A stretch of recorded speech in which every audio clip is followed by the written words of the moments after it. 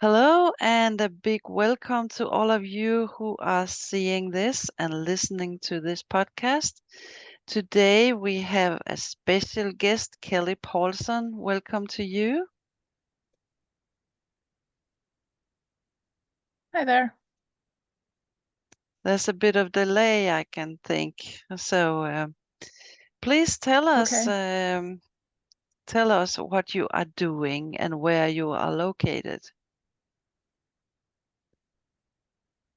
Well, I am located in Nebraska in the United States. And what I am doing, so I have a couple of different layers to what I do. The first layer would be I teach people um, how to use trail obstacles to have a lot of success with their horse. And so I do that a couple of different ways. I teach them how to build trail obstacles, how to design mini trail courses and big trail courses. And I also teach them how to train their horses with the trail obstacles. And then I host trail obstacle competitions live and virtually.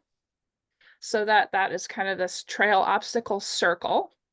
And then I have a kind of a next step piece if they really want to learn more with their horses, where I can teach them how to direct the feet and how to do some really cool groundwork that applies to their riding and how that all fits together. And then we take that, and then with that, we add in like the pieces for like who we need to be as people. And we start working on developing our presence and our peace and our purpose, so that, and our potential and all these beautiful P words, so that we become this person that our horse really wants to be with. And that's where this magical transformation happens. And then we can even take that just to the kind of the third step, where we're developing our faith and our relationship with our horses, and our relationship with God, and how that kind of all just comes together to create this beautiful relationship with your horse, where your horse is wholeheartedly like sold out for you, and then we are wholeheartedly sold out for God. How did you started this? What happened? Why are you doing this? Um, I grew up riding horses, loving horses, so horse crazy, right? And I had a horse through high school. My parents did what parents shouldn't do. They let me get a 2-year-old horse when I was 13, but I had had several horses before that, and I was a pretty tenacious little rider. Um, so I kind of grew up with her through all my high school years, and she was my best friend. Then in my 20s, she had a knee that was bad, and it finally just went all the way out, and we had to put her down.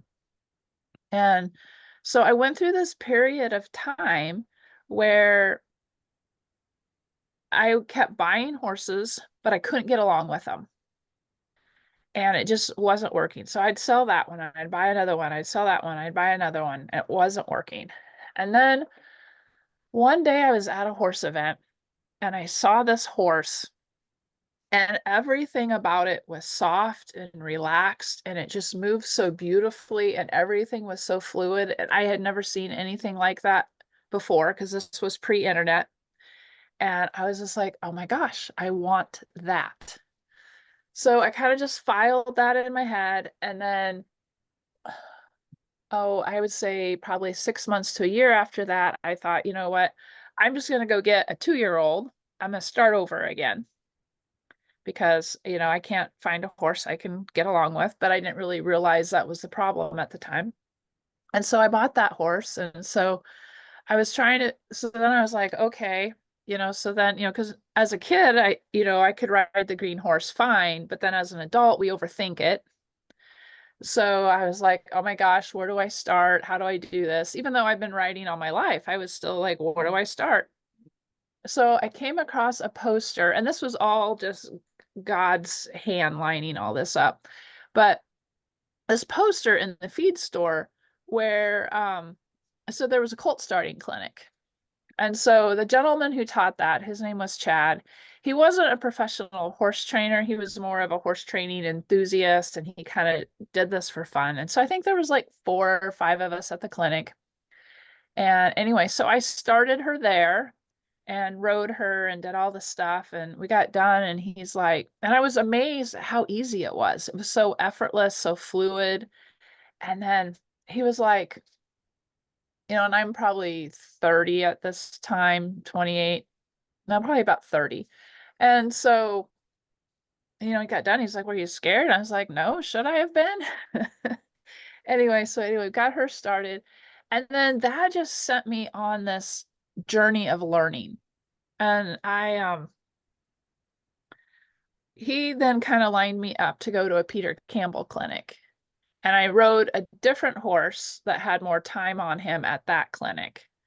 And then I remember Peter was always very blunt, but brutally, kind of brutally honest, kind of blunt. And he said to me during that clinic, he's like, your horse doesn't like you. But what he didn't know was that I was going through crazy turmoil at home. I was married to someone who was very unkind and very difficult to live with. And I had a world of stress on my shoulders and a world of responsibility on my shoulders. And so he didn't know about all of that. But horse wise, I went from that horse not liking me to I went to as many Peter Campbell, Buck Brannaman. I audited some Ray Hunt clinics. I got to sit by Ray at one of the clinics and have discussions with him, which was beautiful and amazing. And some other really good horsemen, the Californios, a few others. I just really dove into that horsemanship for, I don't know, a couple of years. I just went to as many clinics as I could. Before I knew it, I was starting to teach other people how to do groundwork and teaching clinics, and all just kind of fell into place. And so now I've been teaching it for 18 years. So that's the horse piece. The other piece was the transformation that had to happen in me. So I had to get out of the situation that I was in. I had to go through a lot. I had to learn. I was a Christian when I was in that situation, but after that situation, I really had to learn to rely on God. And it was just a process of the things I've learned, like to have, presence and purpose, how to be at peace. I had to learn how God sees me and who I am, and that He delights in me. All these things that I had to change about myself to get to a place that my horses like really, really want to be with me. Like they will seek me out, they will leave their food and come and see me. And so anyway, that's kind of the story of the journey. Yeah. Do you have students today with their own horses coming to you, or do you have some kind of riding schools, or how do you teach that? What I have right now is I have quite a bit going on online. Mm-hmm. And so the trail obstacle portion is mostly operating online. And then I do some trail obstacle events in person. And then I teach in-person clinics. I prefer to teach in clinics because I think we all learn so much from each other. And then um, a couple of times a year, I kind of offer a class that is more of the horsemanship and the faith kind of all put together. I call that the core of horsemanship. I'll have a class starting in that kind of mid to late October. And so if anyone's interested in that, and I love to go to clinics. If they're, within a day's drive, I just drive there. If they're farther away, I fly, and that's how I prefer to teach. I do some lessons locally with some local youth and stuff like that, but mostly I teach in clinics. Mm-hmm. If someone wanted to come and hang out here and stay for, 4 or 5 days or 3 days or something like that, sometimes I work with people individually that way too. Okay. So you have space for both the human and the horse at your place. Yes, Yeah. we have a few stalls in the barn. We live on an older farm place. So when people come here, it's very kind of relaxed and laid back, and it's incredibly quiet and peaceful. We have a camper, a horse trailer hookup. We have water and electric, and then a couple of stalls in the barn, trail course, a riding area. So, yep, you can just come get away from it all. Mm. Sounds great. Sounds So, great. yep. It must be fantastic to see also the when the human can see that, wow, it's me who has to change for the horse and not the other way around. Right. Yeah. So there's a piece where we have to get ourself right. So we're at peace because horses seek peace. So we have to get ourselves to be at peace. Um, and kind of get our hearts open and some things like that. And then when we learn to direct the horse's feet, when we get that timing and feel figured out, that's where things get kind of magical and we can dance with our horses. And, it's that thing we dream of, but the directing the feet is kind of the piece that makes it happen. So I kind of call that the core of horsemanship. So yeah, Yeah. it's kind of And cool to see that. A lot of people, want it to happen in a lesson or something like that, but it's a ah, process. yes. It was a process that's taken me years, but because Mm, I've learned how to teach it and I know the process I went through, I can teach it quicker, but it yeah. still takes time and work. Mm. Of course. Of course. And the horses have also different personalities and learn faster Hmm. or slower. Yes. Yeah. So there's a little bit of, kind of learning, once you can figure it out with one horse, then there's a whole nother process where you start doing it with multiple horses. And then where you really start learning, um, how to get it to work with different ones and how to adjust for their backgrounds and their traumas, just like we have traumas. Um, I've had a horse that I've been working on, and she had some sort of trauma before she came here. And, she is just like a whole different ball of wax. Mm. Um, but, you just have to kind of feel your way through it. And it works, it just, some of them, you can do it in a day, and some of them you can do it in 3 months, but yeah. Yeah. So, Is everybody you're teaching believe in God as well? Is it a package, or do you have students as well that are um, not believing? that's a very interesting question, and it's kind of something I've been um, processing because like people who are in my trail obstacle world, they it's anybody. There's all kinds of beliefs and stuff like that. A lot of them know that I have a lot of faith, but it's whoever wants to be in it. My core horsemanship group that is going to start here in a month or so, that is for horsewomen of faith. Okay. And so that group that starts this October is going to, okay, so I've been teaching this for like 20 years. The group that is starting this fall is going to be specifically for horsewomen of faith. So I think that'll be really interesting. Okay. Otherwise, it's just stuff I work in. So, like, if I have a 3 or 4 day clinic, I'll do kind of a devotion time in the morning before breakfast. That's optional.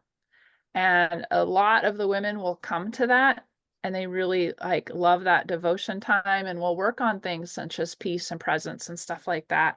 But then we'll go and we'll have our regular clinic time during the day.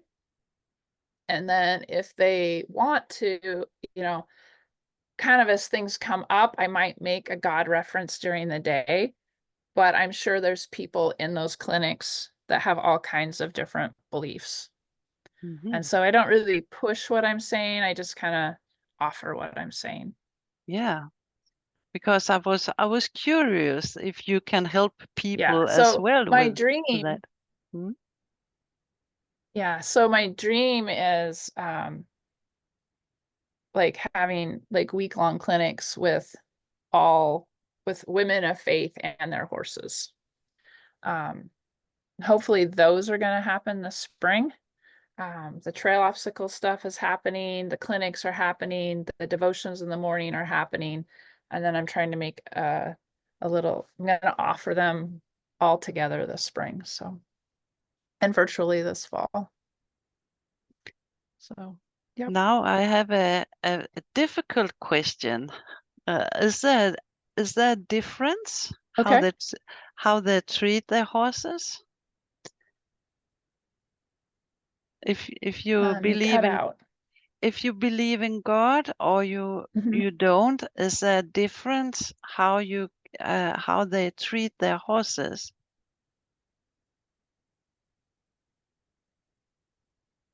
Okay, so you kind of cut out, but I think what you said, if they believe in God, is there a difference in how they treat their horses? Is that what you said? Um, Interesting question. So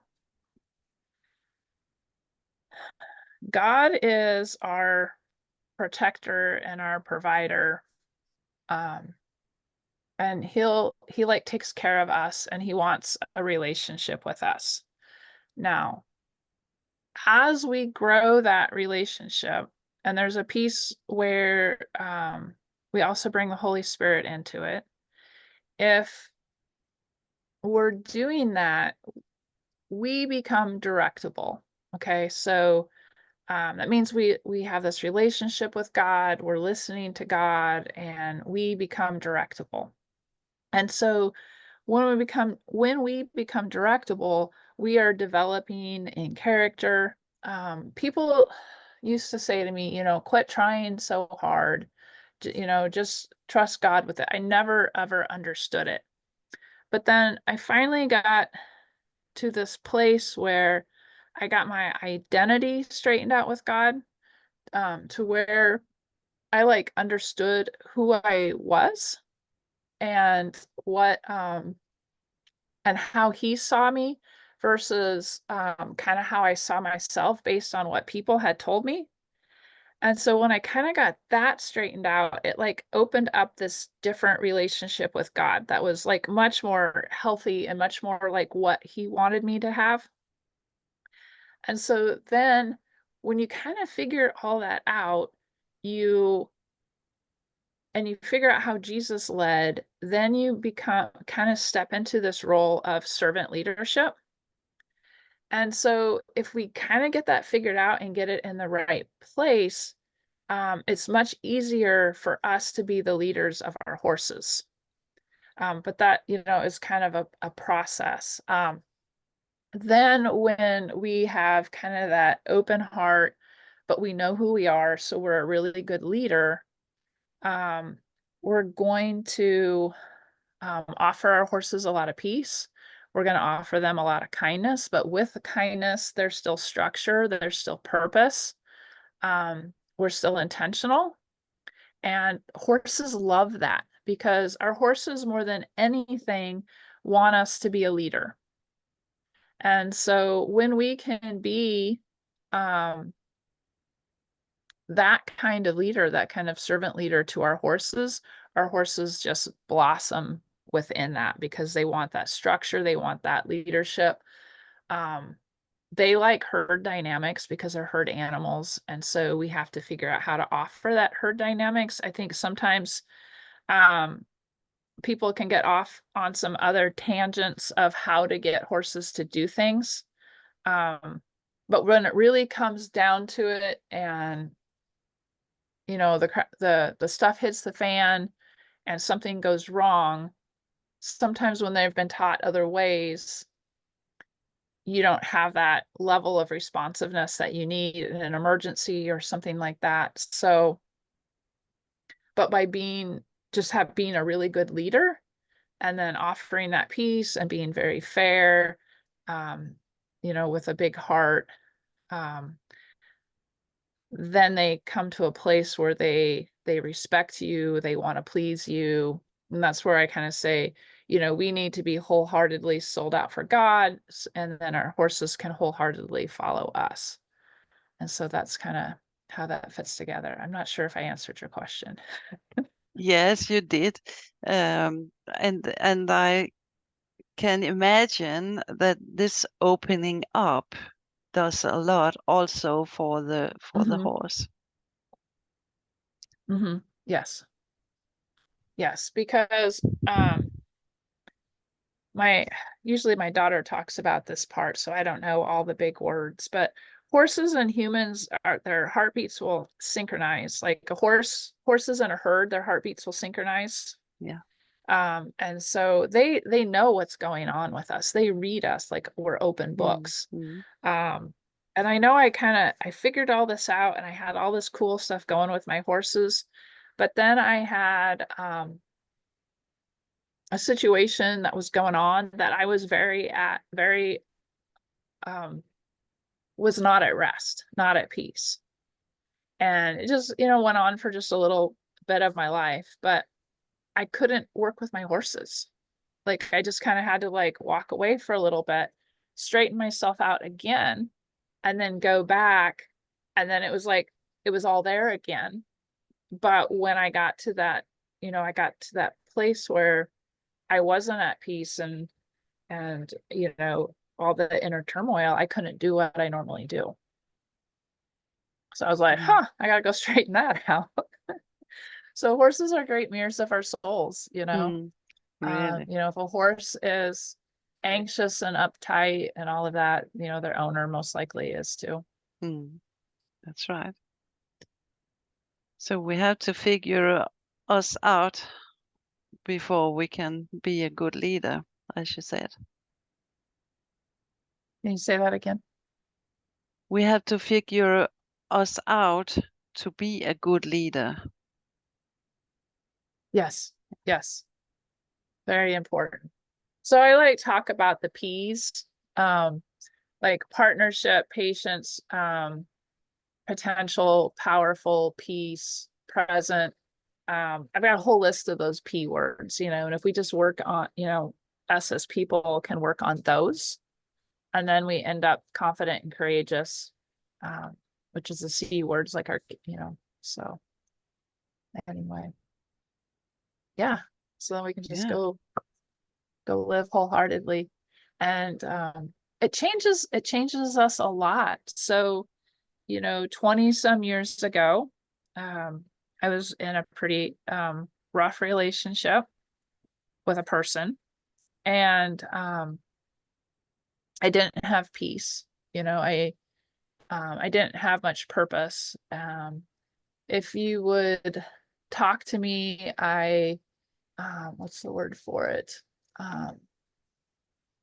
I was kind of jumpy, I might lash out, I might unload on you, like I was a whole different person, and then as I've kind of gone through the process with God and with the horses, I've done a total like 180, to where, I definitely have a backbone, but, I'm confident, I'm compassionate, you learn listening skills, just to be present, and like when I teach clinics, people are always like, you're so patient, and um, you just, it's like a total 180, and that transformation, like I learned so much from horsemanship, but like God was such a big piece of that transformation. Yeah. And so I'm by far not perfect, but I'm doing a lot better than I used to, and that's just, that's the God thing. Mm. So, Yeah, we are here to learn. Yes, and it's a process. Yes, it is. So where can people find you if they want to get on your courses? I have a website, kellihorsemanship.co. I have a page that's easier to find. That's trailobstacles.com. And then I just have a list on that page of what's going on. So if you just go to trailobstacles.com, you'll find that list. Sounds great. Sounds great. It's very interesting, I think, Yeah. with other things that is not the usual horsemanship. It's You're cutting out again. oh, it's okay. It's okay. But yeah, I like the idea of another horsemanship. Can you say that part again? I only caught the word horsemanship. I really like the idea of another horsemanship.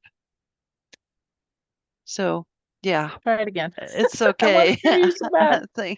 I think that the listeners hear me because I can hear it myself. So we will. I think I have a little bad connection, but I will thank you so much for coming today. It was really nice to hear about all your things going on. So thank you so much. And thanks to you out there who are listening and seeing. And please subscribe to this channel so we can carry on. Thank you so much. Thanks for having me.